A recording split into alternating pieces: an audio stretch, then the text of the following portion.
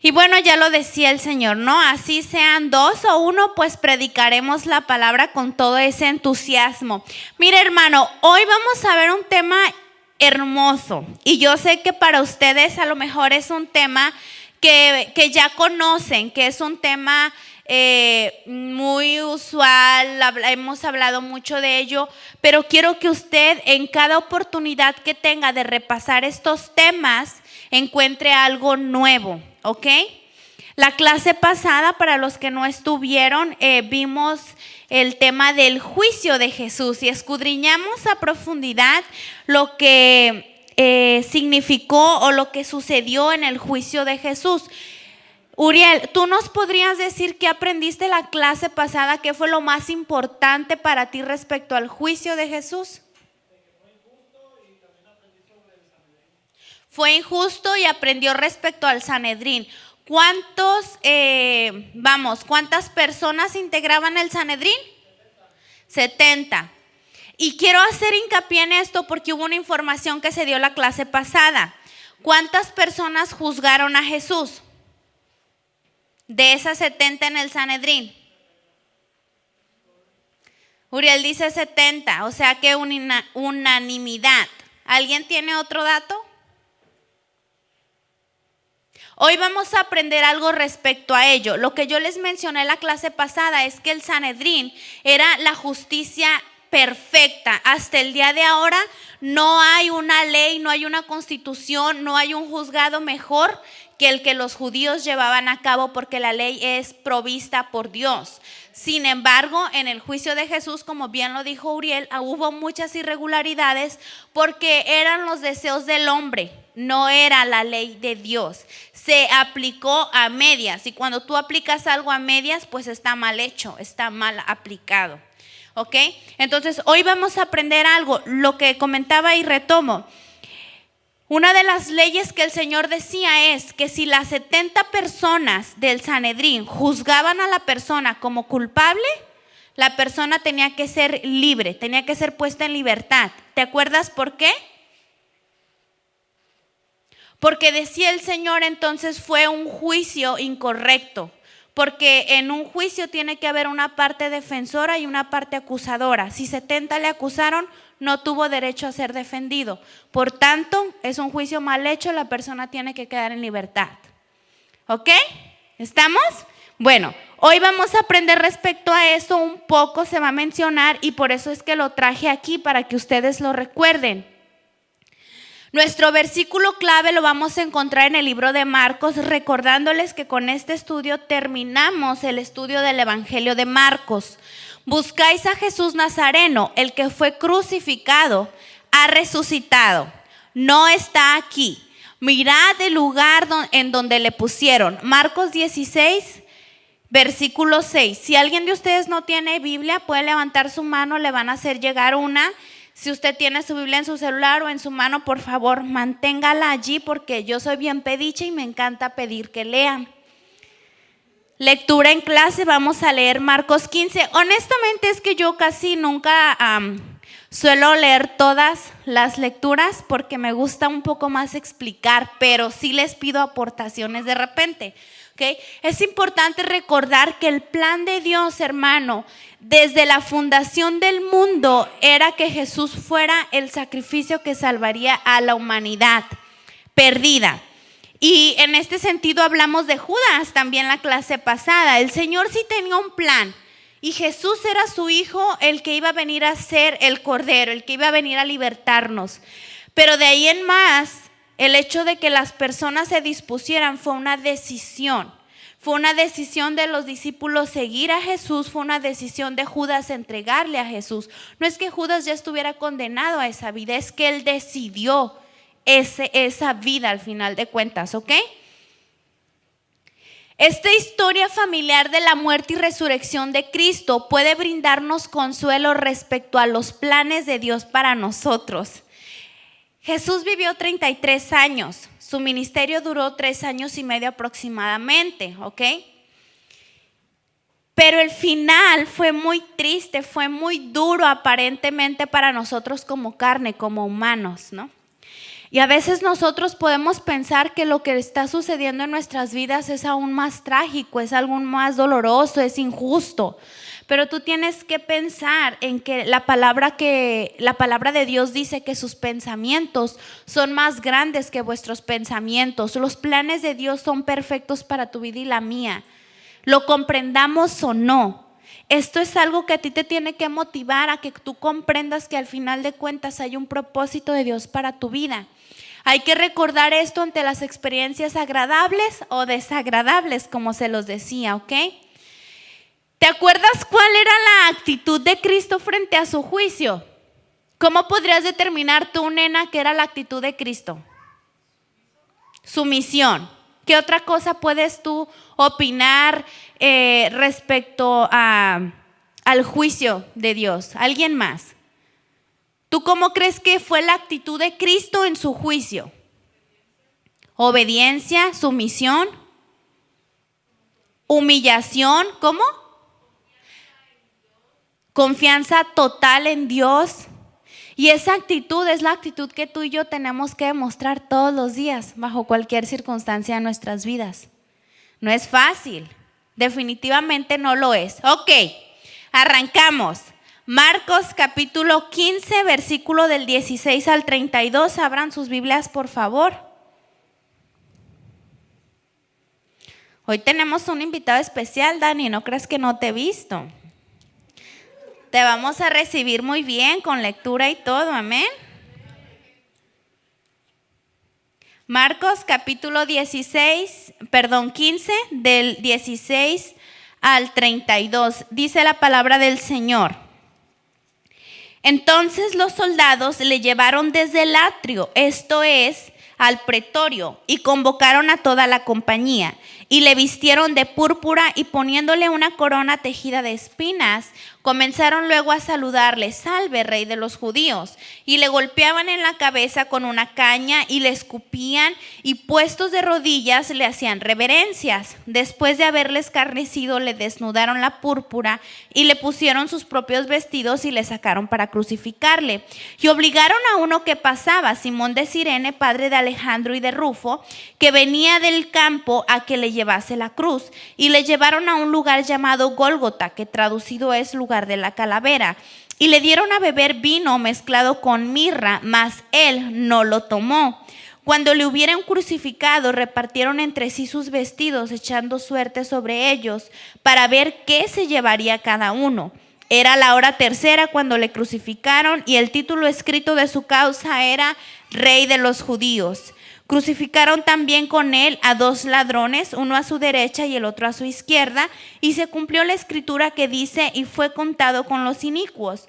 Y los que pasaban le injuriaban, meneando la cabeza y diciendo: va, tú que derribas el templo de Dios y en 3 días lo reedificas, sálvate a ti mismo y desciende de la cruz. De esta manera, también los principales sacerdotes, escarneciéndose, decían unos a otros con los escribas: a otros salvó, a sí mismo no se puede salvar. El Cristo Rey de Israel descienda ahora de la cruz, para que veamos y creamos. También los que estaban crucificados con él le injuriaban. Amén. Esta es la primera parte que nosotros vamos a estudiar, muchachos. Mujeres, si les molesto con una botella de agua, por favor. Ok, es golpeado y escarnecido. Y aquí empieza lo bueno, ¿no? Porque vamos a estudiar a profundidad qué sucedió. Pero antes de esto, yo sé que ustedes conocen mucho.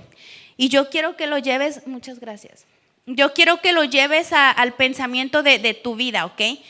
A Jesús le vistieron de púrpura. La púrpura era el color utilizado por la realeza, por los reyes de aquel entonces. Bajo el título escarnecido, ¿alguien sabe qué significa la palabra escarnecido? Burlado. La palabra escarnecido significa humillación, burla. ¿Ok? Entonces de Jesús se burlaron, lo humillaron y lo golpearon a la par. Entonces yo quiero que tú te imagines la escena. Tenemos que irnos a ese lugar con tu mente para que puedas entender un poquito más. Esto se llama empatía, hermano. Empatía es cuando tú te pones en los pies de alguien más, en sus zapatos. Hoy quiero que seas empático. Quiero que te traslades al lugar y a la escena que sucedió con Jesucristo para que la comprendas mejor. A Jesús se le vistió. Entonces vamos a imaginar que aquí vamos a agarrar a un hermano, le vamos a quitar su ropa y le vamos a poner una ropa de realeza. Y como los reyes llevan corona, vamos a ponerle una corona. En el monte de los olivos, allá en Gólgota, hacia donde lo llevaron, alrededor, toda esa región era una región llena de árboles con espinas. O sea, era muy usual. Como aquí tú ves árboles frondosos con hojas bonitas o pinos, allá lo que era usual por ser zonas áridas eran las ramas con muchas espinas. Entonces fue muy sencillo tomar eso, aparte de ver que era una excelente forma de seguirle torturando, y entonces le pusieron una corona de espinas al Señor Jesús. Empezaron con el show, ¿no? Salve Rey de los Judíos. Imagínate la escena, recordando que Jesús ya venía de haber sido torturado y golpeado durante toda la noche. ¿Sí te acuerdas de eso? Que él fue enjuiciado del jueves en la noche hasta el amanecer del viernes, ¿verdad? Lo golpearon y lo escupieron. ¿Sabes? Yo aquí me puse a pensar en algo. Y no sé por qué razón, pero esto es verdad. Para el ser humano es una deshonra mayor que te escupan a que te golpeen. ¿Sí o no? ¿Te molesta más que alguien te escupa en la cara o en donde sea a que te den un golpe? Yo lo recordé porque pues yo crecí sola con mi hermano y mi hermano es 5 años mayor que yo y pues yo me tenía que defender de como pudiera, ¿no? De como fuera yo me tenía que defender porque los dos estábamos muy alocados.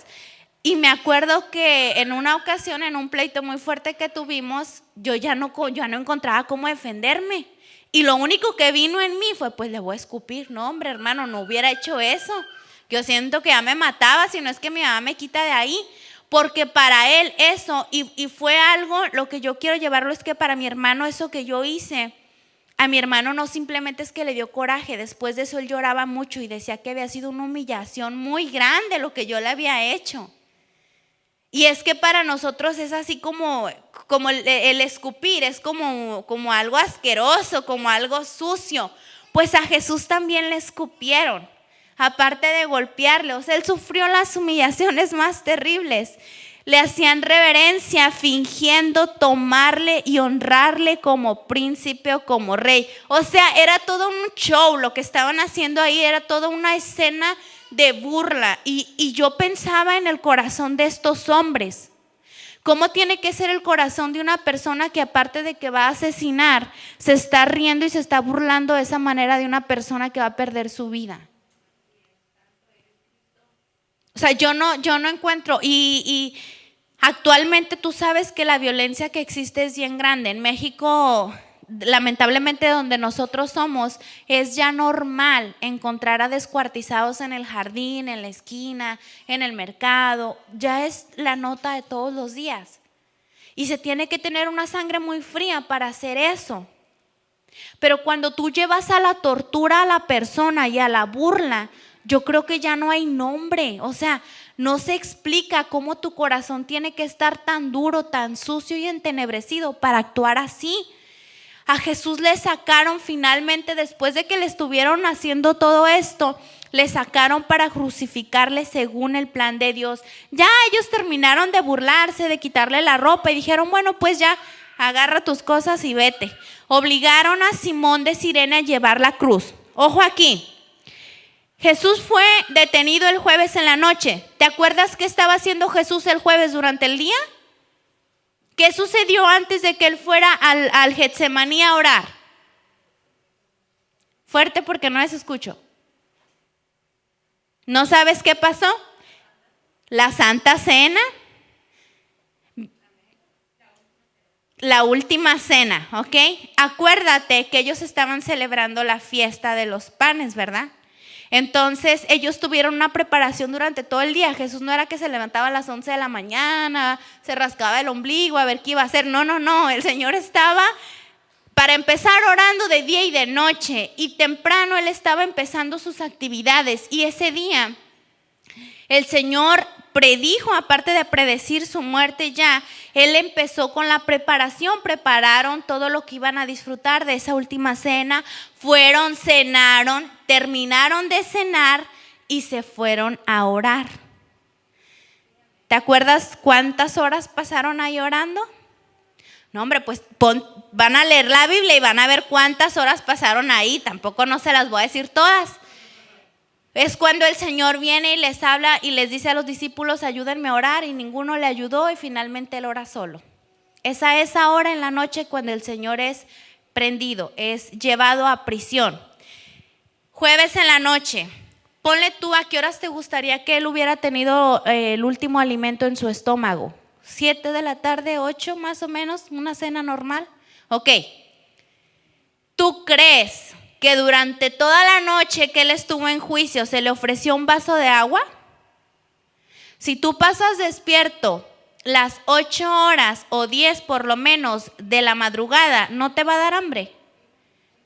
Acuérdate que Jesús era carne igual que tú y que yo. Obviamente no le iban a ofrecer nada, porque en su mente ya, y en su corazón ya habían dispuesto los judíos, los sacerdotes judíos religiosos, matarle. Por ende no le iban a dar nada que le ofreciera vida. No le iban a dar alimentos ni agua. Entonces, Él ya estaba cansado, también fue golpeado, también fue humillado. Durante toda la noche le estuvieron haciendo preguntas y el Señor tuvo que estar escuchando las mentiras de los testigos que fueron a hablar en contra de Él. Para el amanecer, ¿tú cómo crees que Él estaba? ¿Tú crees que Él pudo dormir? Por supuesto que no, Él estaba agotado. Y después de estar agotado, pastora, cuando lo agarran en la mañana, se lo llevan a lo que ya vimos anteriormente, a reírse de Él, a seguirlo golpeando, a seguirse burlando. Por supuesto que para este entonces, cuando le dicen a Simón de Cirene: hey, pues cárgale la cruz a Jesús, el Señor ya no tenía fuerzas. Él ya venía sumamente agotado, sin comer, desvelado, golpeado, torturado, física y mentalmente. Por supuesto que su cansancio era muy grande. De este hombre, de Simón de Cirene, solo se menciona que efectivamente no era de ahí. Probablemente él venía a visitar Jerusalén para la fiesta que se celebraría de Pascua. Él no se dice mucho.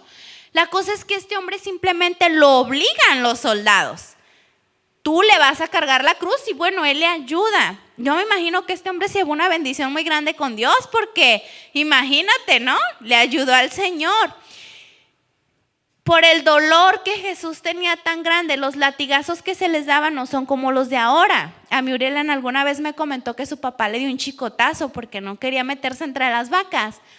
Pero los chicotazos que le habrán metido a él no eran como los chicotes de ese entonces. Los latigazos no eran nada más 1 o 2 cuerdas, eran una sola hebra, y al final salían muchas hebras. Ponle tú 10, ¿no? Más o menos. Y en cada hebra del cuero tenían pedazos de hueso que tenían filo, estaban puntiagudas, y el propósito era golpear, que eso se encajara, jalar y que rasgara la piel. Ese era el propósito del romano. Fíjate que, yo de verdad ya no puedo yo imaginarme más. ¿Cómo pueden llegar a ese nivel? Pues ya Jesús iba así. Por eso ya estaba tan cansado y también estaba dolorido. Pero aún así el Señor no aceptó este bebraje de los romanos. Ellos le ofrecieron mezcla de vino y mirra. Eso era un analgésico, vamos a decir, natural. Para los romanos, ellos utilizaban mucho este analgésico de hierba de la mirra y el vino para que anestesiara un poco su dolor, para que mitigara un poco su sufrimiento. Pero Jesús no quiso, hermano. Jesús no quiso buscar una alternativa fácil para decir que este dolor cese, porque el Señor sabía que él tenía una disposición con el Padre y que ese sufrimiento de alguna manera ya estaba destinado. Y como Jesús reconocía quién era su Padre y su fuente, él sabía a quién tenía que acudir para ser librado del sufrimiento. ¿Tú sabes a quién acudir para ser librado? Está bueno, ¿no? Porque a mí me encanta esto, a mí me encanta aplicarlo a mi vida, a mí me encanta que tú sepas tú qué vas a hacer cuando estás sufriendo. Vas a aceptar la medicina que el mundo te da, y no me malinterpretes, no te estoy hablando de literalmente la medicina. Por supuesto, Dios lo creó, la palabra lo dice.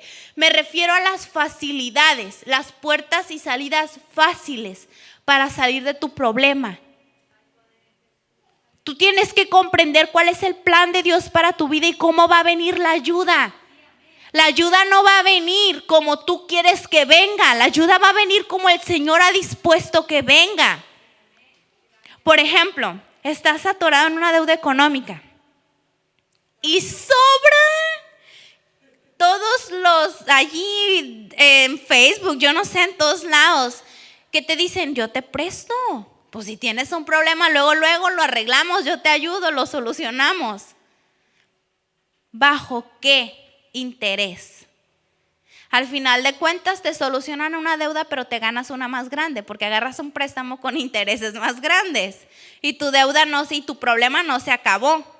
Simplemente cambió de cara, cambió de lugar y la bola se va haciendo más grande. Hay que saber cómo vamos a obtener la ayuda. Jesús sabía que la ayuda no iba a venir de los mismos que le estaban sacrificando. El alivio no iba a venir de los mismos que le estaban matando. Cuando ya Jesús es llevado hacia la cruz, ya acercándose, los soldados empezaron a adivinar, a dividir, a apostar su ropa. Algunas traducciones dicen echaron suerte, otras dicen echaron los dados. De la forma que sea, se dividieron la ropa de Jesús, porque no era cualquier ropa. ¿Ok? Lo maravilloso y hermoso de esto, voy a ver si nos da tiempo de leer el Salmo 22 completo e Isaías 53. Estos dos libros, el salmista, el Salmo 22 y el libro de Isaías, capítulo 53. 700 años antes fue predicho y fue narrada cómo iba a ser la muerte de Jesús. Yo lo que quiero que entiendas es algo. Jesús existió, si tú lo sabes, pero tienes que empezar a creer con mayor fuerza lo que las Escrituras dicen. Tienes que empezar a creer en el poder de la palabra desde Génesis 1:1 hasta el final de Apocalipsis. Lo tienes que creer. Hermano, no se pudo haber conocido una persona de 700 años con Jesucristo de 33 años. No se pudo haber conocido esos mismos romanos con los que existían personas de 700 años antes. No se podía. Sin embargo, se cumplió tal cual, literalmente, cada punto, cada coma que fue escrito en la palabra de Dios, tanto en ese salmo como en el libro de Isaías. Amén. Entonces, comprende realmente cómo la palabra de Dios no expira, es vigente todos los días, a cada minuto. Cuando ellos se dividieron, y te lo digo porque esto de que se dividieron la ropa y apostaron ya estaba profetizado 700 años antes que eso iba a ocurrir. Su identidad como rey fue deformada por una acusación pública. ¿Qué es deformar? ¿Qué significa deformar? Cambiar, alterar. Ellos alteraron la identidad, el nombre, el propósito que Dios había dado a Jesús. Ellos, los religiosos, decidieron alterar la verdad de Jesucristo y hacerlo público. Porque ellos le pusieron el nombre de rey, pero a son de burla.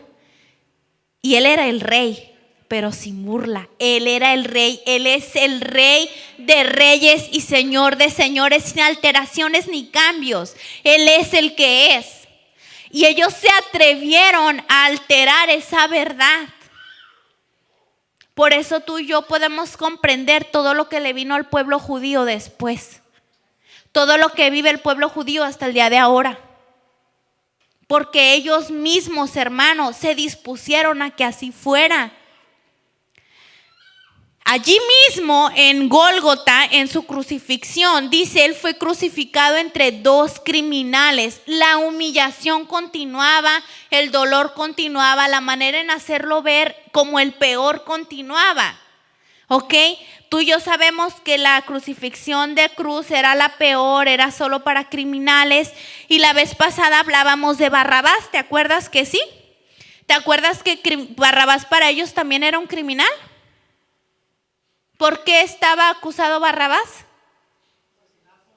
Asesinato y ¿qué más? Rebelión, rebeldía. Por asesinato y rebeldía.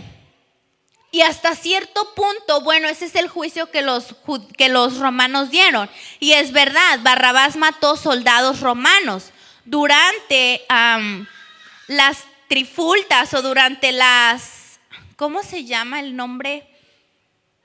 Cuando la gente hace como un motín, como el deseo de ser liberado, y en esa lucha del querer liberar al pueblo judío de la esclavitud romana, fue que asesinaron a soldados romanos. Vamos, fue en una lucha, en una guerra. Y yo podría decir, bueno, Barrabás no es meramente que fuera un criminal, es que él en su deseo de ser libre, pues buscó la manera, buscó la forma, ¿no? No nos describen exactamente qué fue lo que estos criminales hubieran hecho. ¿Ok? Hasta aquí donde lo leímos. Pero para ellos esa era la etiqueta. Algunos repiten acusación de que destruiría el templo y después lo reconstruiría. ¿Te acuerdas que lo leímos? Que le decían, aquí déjame te lo vuelvo a leer. Y los que pasaban le injuriaban meneando la cabeza y diciendo, va, tú que derribas el templo de Dios y en 3 días lo reedificas. ¿Estas palabras eran verdaderas? No, esas palabras provenían de los falsos testigos. Acuérdate que se contrataron a 2 testigos y ellos cambiaron las palabras de Jesús. Jesús jamás dijo que él iba a derribar el templo. Esas palabras que Jesús dijo fueron cambiadas, fueron modificadas con la intención de hacerlo ser culpable. Pero Jesús Jesús ni siquiera dijo eso. Lo que Jesús dijo lo vamos a encontrar más atrás cuando ellos están allí frente al templo de Jerusalén. Y si alguien lo tiene para más rápido y me ayude mientras tanto, me dice, me levanta la mano y me dice, aquí está, yo tengo las palabras que Jesús dijo respecto al templo de Jerusalén, cuando ese templo él predijo que iba a ser destruido, ¿ok? Para dar las palabras correctas y literales. Los líderes religiosos lo desafiaron a liberarse, pero le hicieron una promesa: si tú te bajas de ahí, nosotros creeremos en ti. Yo voy a hacer una pregunta y no voy a dar, o sea, no voy a continuar hasta que no la tratemos de responder. ¿Por qué crees tú que Jesús no cedió ante lo que ellos querían si el propósito era la salvación de esos hombres? ¿Por qué crees tú que Jesús decidió no bajarse de esa cruz a pesar de que ellos le decían, creeremos en ti si te bajas?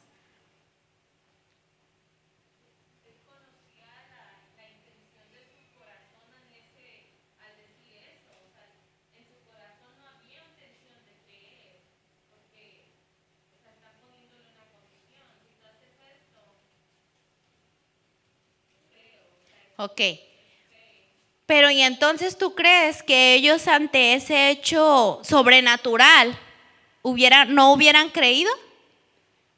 Lo que pasa es que ahí, nada más que se me fue el nombre, pero ahí se le llama pecado de, cuando uno ante una de las cosas que ya sabe, por ejemplo, cuando Jesús estaba en el desierto, Satanás lo llevaba a decir, Dios dice que Él te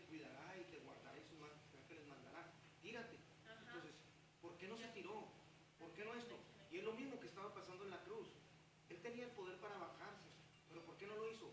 Porque el Señor entendió que ese era un ataque del diablo, que si él se bajaba, no era por amor a lo esto, sino iba a pecar.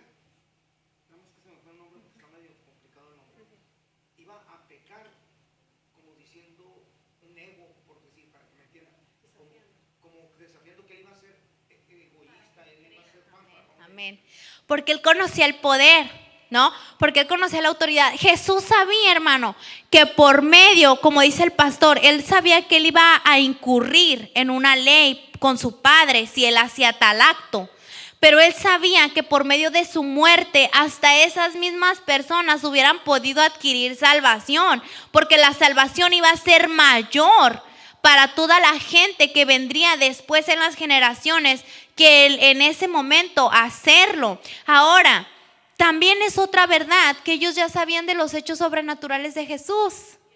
O sea, este simplemente iba a ser un acto más, porque el mismo Señor les dijo: ¿por qué me agarras de noche como si yo fuera un ladrón? ¿No me ves todos los días enseñar y predicar allá afuera en el templo? ¿No sabían ellos los hechos, los milagros, los prodigios que Jesús hacía? Claro que sí, pero a pesar de ello no creían que Él se bajara de la cruz, no iba a cambiar las cosas. Bueno, las iba a cambiar, ¿no? Pero en el sentido de que no para ellos.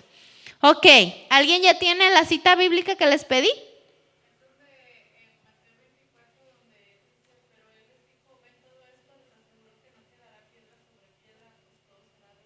Amén. No quedará piedra sobre piedra, pues todo será derribado. No yo lo voy a derribar, no yo lo voy a reedificar como ellos decían, porque las palabras las cambiaron para que fuera una verdadera ofensa para el pueblo judío, porque esas palabras sí hacían una gran defensa. Recuerda tú el gran sacrificio y el esfuerzo que ellos habían hecho durante años para construir ese templo. Amén. Ellos no podían comprender todavía el nivel espiritual al que el Señor les hablaba.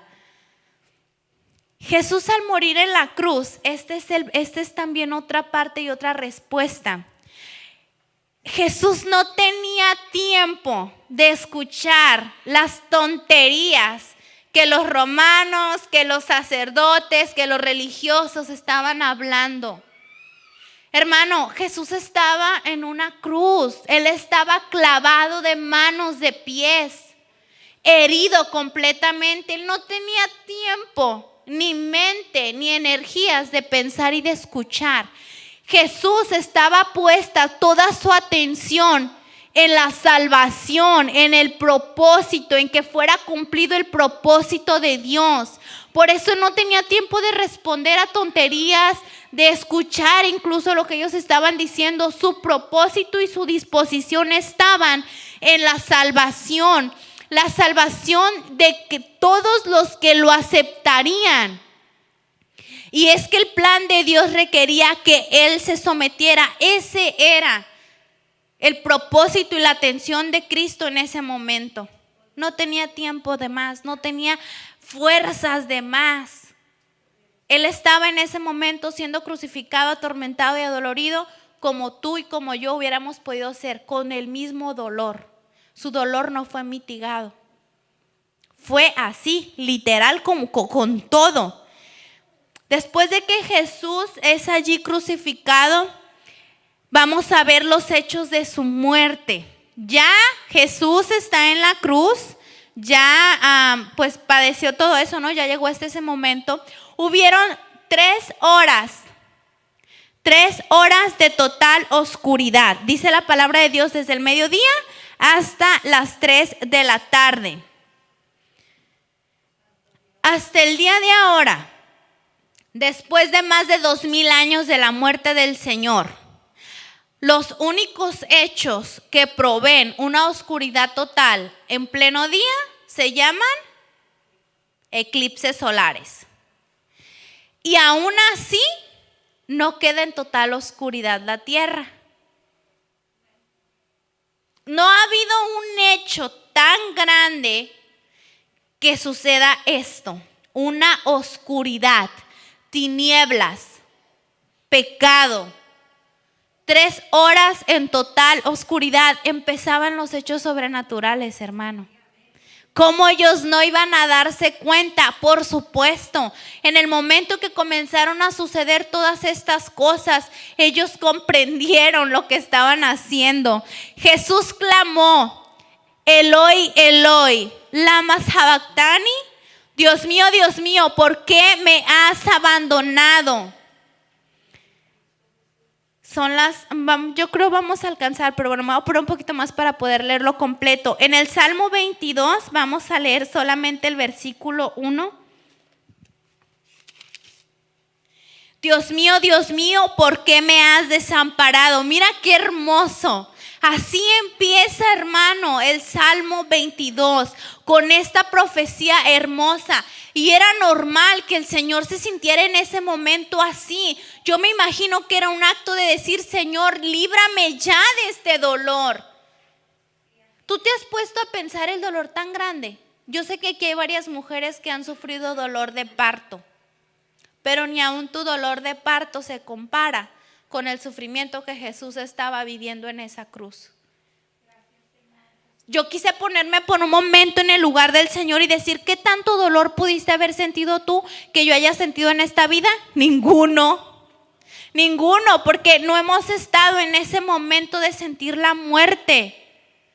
Entonces, era normal que el Señor en su humanidad, en su cuerpo carnal, clamara de esa manera al Padre, y que probablemente en ese momento se sintiera desamparado por el hecho del sufrimiento tan grande que él estaba viviendo. Pero mira, los religiosos que estaban alrededor, como él, seguían esperando prodigios, señales de que él era el rey. Ellos escucharon que en lugar de Eloi, Eloi, Jesús estaba clamando a Elías. Y todavía en su inmadurez religiosa, en su inmadurez de las cosas de Dios, ellos esperaban que Elías bajara y que rescatara al Señor. Finalmente, antes de que el velo se rasgara, dice ahí en el versículo 37 y después 39, que el centurión se convenció de que Jesús era en verdad el Hijo de Dios. Qué tarde para él. Pero gloria a Dios porque el Señor cesó en dolor. Gloria a Dios porque ese momento ya Jesús lo estaba esperando y anhelando incansablemente. Y lo hermoso, el velo del templo se rasgó en dos. En el momento que Jesús muere, el velo es rasgado. Y ahora tú y yo, porque en ese entonces tú sabes que el tabernáculo estaba diseñado de tal manera que era, la presencia santa, el santísimo, santa, ¿sí? Y ese velo que separaba la presencia divina de Dios con los que estaban orando fue rota. Porque no todos entraban a la presencia de Dios. Y ahora tú y yo, por medio de Jesucristo, después de esa hermosa obra de redención, podemos adquirir y entrar a la presencia de Dios. Porque entonces nos ensañamos en vivir lejos de la presencia de Dios. Hermano, es una oportunidad que durante muchos años la gente que vivió atrás hubiera deseado tener. Pero porque a Dios le plació, tú y yo que vivimos y respiramos, tenemos esa oportunidad. Tú y yo sí podemos adquirir y vivir bajo la presencia de Dios. Solo es cuestión de que le busques. De que le busques. Todavía después de esto vamos a ver un video y todavía falta otra parte más. Así es de que no se desesperen por irse. Muchas mujeres miraban desde la distancia, entre ellas María Magdalena. Mujeres.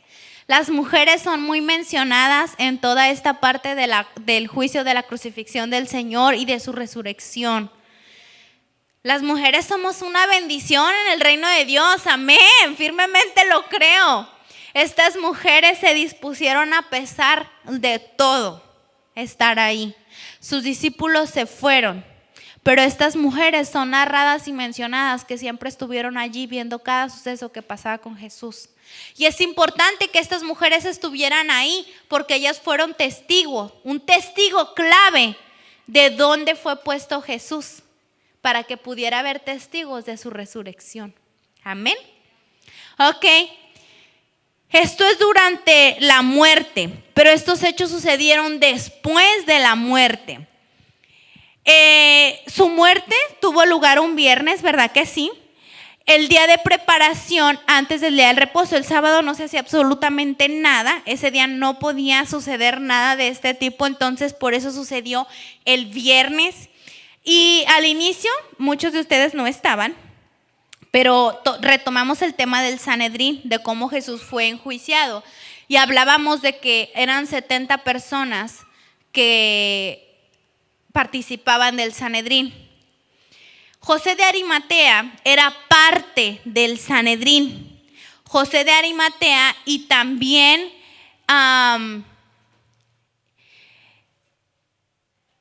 Nicodemo. Ellos dos eran parte del Sanedrín.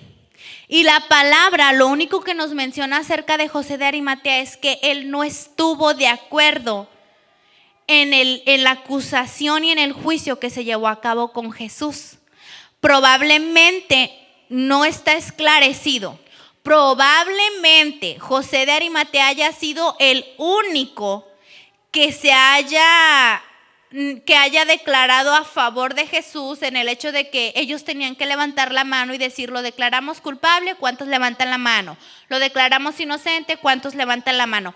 Probablemente al decir la Biblia que él no estaba de acuerdo, haya levantado su mano al estar a favor de Jesús y haya sido uno en contra de los 69. No lo sabemos, pero eso no cambia el hecho. Y yo quiero que te centres aquí. Eso no cambia el hecho de que el juicio de Jesús fue corrupto, fue mal hecho y que lo llevaron a una muerte injusta. ¿Ok? Bajo la circunstancia que haya sido, porque no tenemos esos hechos claros en su totalidad, él fue enjuiciado de una manera incorrecta. Ahora, José de Arimatea era amigo de Jesús, entonces cuando él ve que pues ya Jesús ha muerto, va y se lo pide a Pilato el cuerpo para bajarlo y darle una sepultura al cuerpo de él. Él y Nicodemo bajaron el cuerpo, lo envolvieron en una sábana y lo llevaron. ¿Ok? Lo que ya les dije, las dos mujeres vieron en dónde estaba el Señor.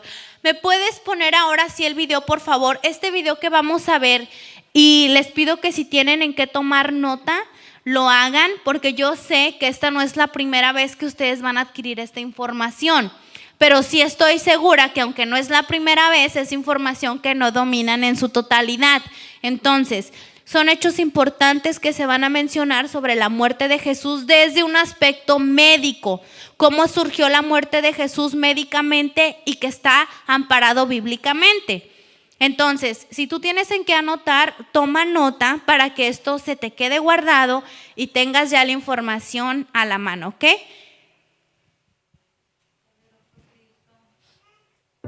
A través de un estudio médico, un grupo de especialistas intenta explicar el padecimiento al que fue sometido Jesucristo antes de morir en el madero. Castigo deshonroso que asignaban los romanos a los peores criminales y que Jesús aceptó como expiación para todos nosotros. Con 33 años de edad, Jesús sufrió el castigo más cruel y abominable, ocasionándole una muerte lenta y extremadamente dolorosa, padeciendo al menos unas 18 horas. De acuerdo con el estudio, cuando Jesús suda sangre en el huerto de Getsemaní, descrito en el libro de Lucas 22:44, experimentó un suceso llamado hematidrosis, que normalmente se produce cuando hay un gran sufrimiento psicológico. En algunos casos, la ansiedad severa provoca la secreción de químicos que rompen los vasos capilares en las glándulas sudoríficas, emanando mezclas entre sudor y sangre. La madrugada en la que Jesús fue arrestado, ya debilitado por lo que le habría sucedido en el huerto, fue llevado ante Sanedrín y Caifás, el sumo sacerdote. Fue golpeado por los soldados, quienes le pusieron una venda en los ojos para burlarse de él, le escupían y le abofeteaban. Para este entonces, a raíz de los golpes, ya su rostro empezaba a hacerse irreconocible debido a la hinchazón.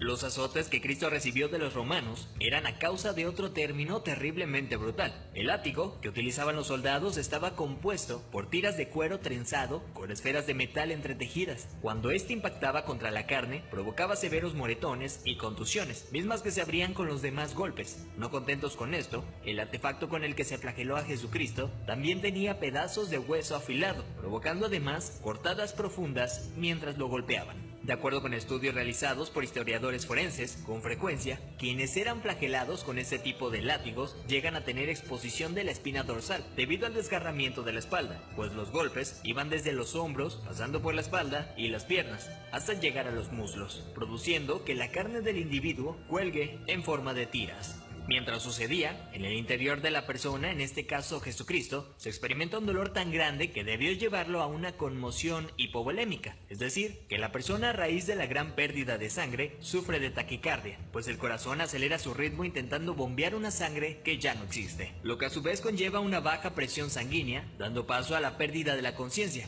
Al mismo tiempo, los riñones dejan de producir orina para mantener el volumen restante. Las personas empiezan a sentir una sed intensa, como reacción del cuerpo para intentar reponer la sangre perdida. Para este entonces Jesús estaba tan débil que caminar debió ser extremadamente difícil. Aún así tuvo que cargar el pesado madero de aproximadamente 75 kilogramos hacia el lugar de su ejecución. Durante el trayecto nuestro Señor fue humillado, escupido, despreciado por la multitud hasta que se desplomó. Evento que sirvió para que un soldado romano le diera la orden a Simón que llevara el madero un tiempo por él.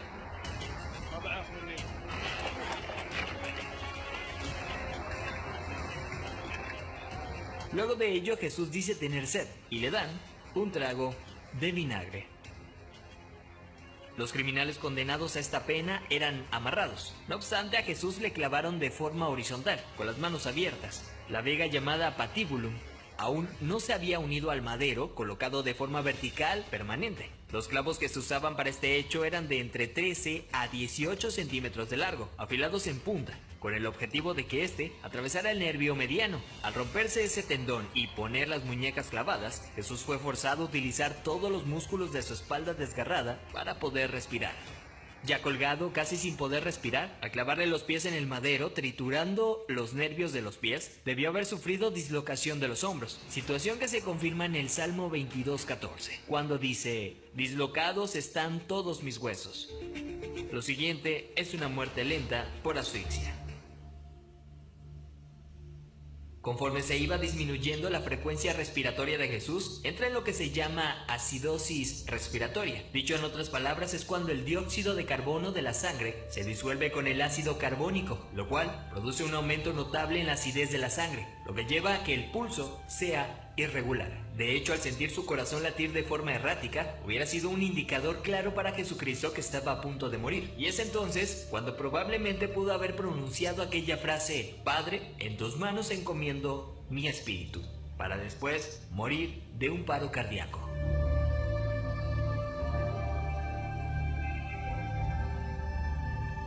A diferencia de otros crucificados, los huesos de Jesús no fueron quebrados. Esto lo hacían para evitar que las personas que pasaban por esto subieran las piernas hacia arriba y con estas se ayudaran para poder respirar. Así, la muerte era rápida en cuestión de unos minutos. Sin embargo, Jesús no pasó por esto, y se sabe porque en registros romanos, hallados años después, soldados describen el hecho, confirmando lo que ya estaba predicho en el Antiguo Testamento acerca del Mesías, donde se menciona que ningún hueso será quebrado. Salmos 34:20. Según dichos registros, un soldado romano clavó en Jesús una lanza en el costado derecho para confirmar su deceso. La lanza penetró el corazón, por tanto, cuando sacó la lanza, del orificio salió un fluido claro como el agua, seguido de un gran volumen de sangre, tal como lo describe el apóstol Juan en su Evangelio, testigo presencial de los hechos.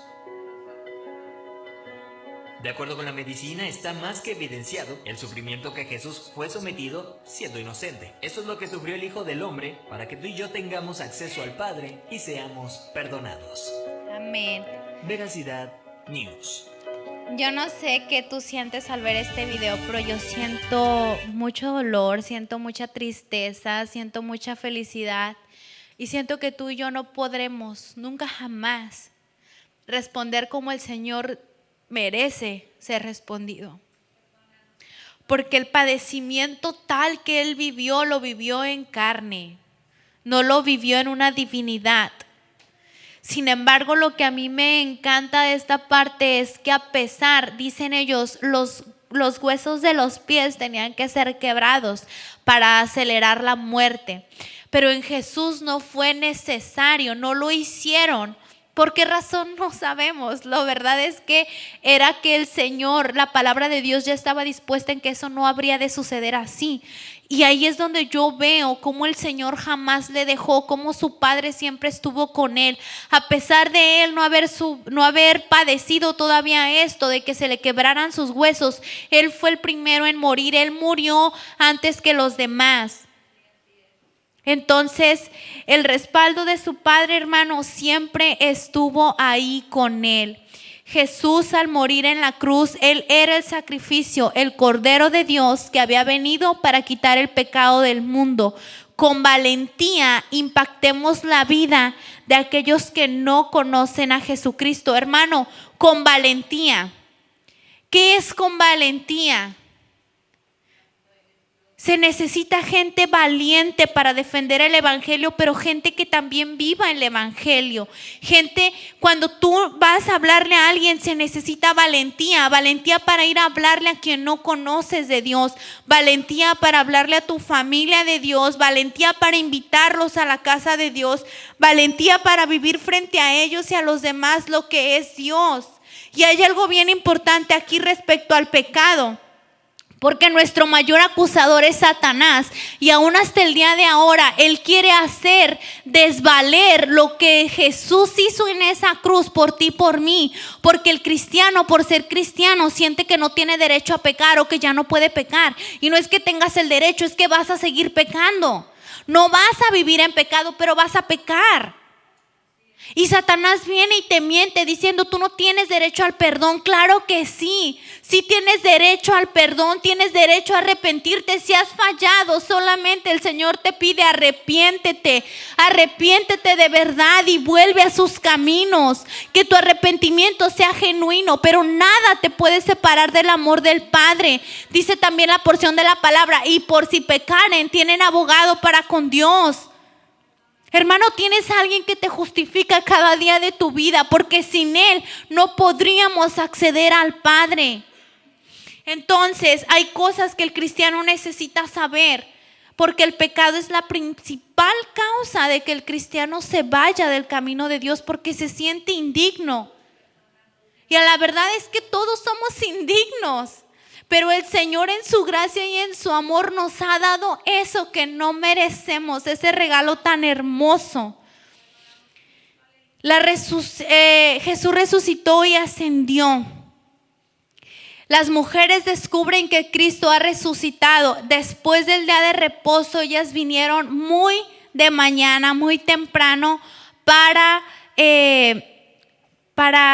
en ese tiempo se usaba que el cuerpo de la persona fuera, déjame leer la palabra tal cual, para ungir el cuerpo. Eso se necesita de un amor a otro nivel. ¿Tú sabes cómo huele un cuerpo en estado de putrefacción? ¿Tú sabes cómo huele un cuerpo descompuesto? Dice un dicho muy vulgar o muy bien dicho o mal dicho, no sé, el muerto y el arrimado a los 3 días apesta. A los 3 días, o sea, no es de semanas, es que el estado de descomposición de un cuerpo es inmediato y el olor comienza y la descomposición. Y estas mujeres, sin importar bajo qué circunstancia encontrarían a Jesús y en qué condición, con amor profundo, hermanos, iban a ir a ungir ese cuerpo. Eso no lo hace cualquiera. Eso no lo hace cualquiera. Yo creo que también tenemos que empezar a ver cada ejemplo de la Biblia y querer y anhelar y ser más como ellos. Allí es cuando estas mujeres se dan cuenta de que el Señor ya no estaba más en esa tumba y es el ángel que les dice: Él ha resucitado, Jesús ha resucitado. Y les dice: vayan y den este mensaje. Pero bueno, los incrédulos seguían Pedro necesitaba ser reafirmado. Ese Pedro era un caso aparte.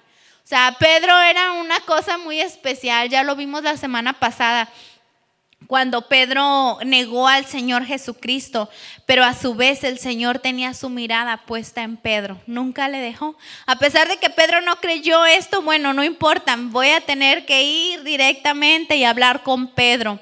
Se le apareció a María Magdalena, de quien había echado 7 demonios. Se les apareció también a 2 discípulos de camino a Emaús.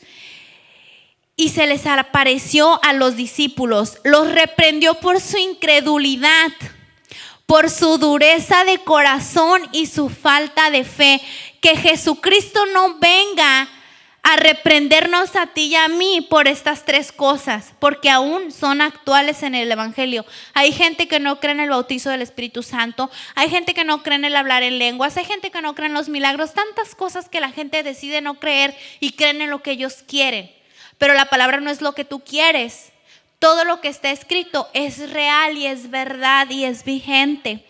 Los comisionó a predicar el evangelio al mundo entero, también a los creyentes. O sea, ellos y tú y yo tenemos la misma comisión de la que siempre te hablo: ir y predicar el evangelio. Les prometió a los que creyeran bendiciones sobrenaturales. ¿Tú no quieres una bendición sobrenatural? Hermana María Luisa, ¿usted no quisiera que al llegar a su casa ahorita tuviera multiplicación sobreabundante de lo que usted más necesite? Dani, ¿a ti te gustaría?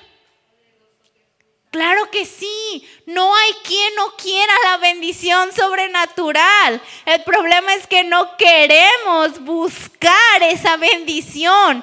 Los discípulos hicieron lo que Jesús les dijo y Jesús hizo lo que únicamente Él podía hacer: compartir su Espíritu Santo. Y esto es un tema a otro nivel. A otro nivel. Porque recibimos lo más grande y lo más hermoso, el Espíritu Santo. Y cuando venga sobre ti el Espíritu Santo, recibirás poder. Y con ese poder tú vas a hacer milagros, vas a imponer manos y va a haber sanidad. Vas a liberar, vas a reprender, vas a echar fuera. Vives bajo un poder sobrenatural. Y cuando tú conoces al Espíritu Santo, nunca jamás te vuelves a sentir solo. Y yo lo digo hoy y lo seguiré diciendo hasta el último día en que yo tenga aliento. Jesús no miente, su Espíritu Santo es real. Y si tú no lo has recibido, no es por causa de mi Dios, es porque algo nosotros tenemos que hacer. Porque hay una búsqueda, porque hay que direccionarnos, porque hay que persistir. Hay que vivir una vida digna del Señor. Amén. Jesús está vivo. Jesús está vivo, hermano. Jesús está vivo. Él ha resucitado. Son las buenas noticias que todo creyente debe compartir. El Espíritu Santo hará real la presencia de Cristo en nuestras vidas y nos ayudará. Tu ayuda viene del Espíritu Santo. Tu ayuda proviene de Dios. Yo ya te lo leí. Hay que difundir el mensaje del Evangelio, poner nuestra fe en Jesús y testificar lo que Cristo ha hecho con nuestras vidas. Y en esto último, en el testimonio, me gozaba porque me habla una compañera de trabajo y platicamos, ¿no?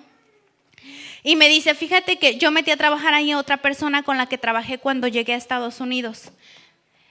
Yo llegué a Estados Unidos la primera semana y empecé a trabajar y bueno, total, después cambié de trabajo. Y metí a una persona y me dice, estaba platicando con esta persona y le empecé a platicar de ti y me dijo, esa no es la Sofía que yo conozco. Yo conocí a otra Sofía, diferente, y me describió como yo era antes. Y le dijo mi amiga, oh no, pero yo no la conocí así, yo la conocí totalmente diferente. Yo conocí a una Sofía así, así, así. Y en ese momento yo dije, gloria a Dios, porque aunque el mundo me pueda juzgar y me pueda decir que yo no soy lo que mi Padre quiere que sea y que yo no he tenido un cambio suficiente, yo sé que en mi vida han habido cambios, que si para lo mejor no son todos o no son suficientes, hay gente que ha podido ver el cambio y hay gente para la que soy de testimonio. Y esto no es para vanagloria mía, es porque un día el Espíritu Santo vino a mí, me transformó, me cambió y yo acepté la verdad de Cristo. Y mi anhelo y mi deseo más grande es que así la gente se exprese de cada cristiano que existe en el mundo, que ya no somos los mismos, que hay un cambio verdadero. Amén. Hermano, el Señor te ha dado la oportunidad este día de conocerle mejor, de que seas su amigo, de que te acerques a Él de otra manera. El bautizo en el Espíritu Santo no lo es todo, ahí no termina nada, ahí comienza todo, porque todavía hay un mundo espiritual más grande en el que, si yo me soy sincera contigo, estoy en esa búsqueda. Yo te invito a que tú también tengas esa búsqueda del Espíritu Santo en su bautismo y de todo lo que el Señor tiene adelante para cada uno de nosotros. Amén. Póngase de pie, hermano, le entrego el lugar a quien vaya a recibir el espacio. Dios les bendiga.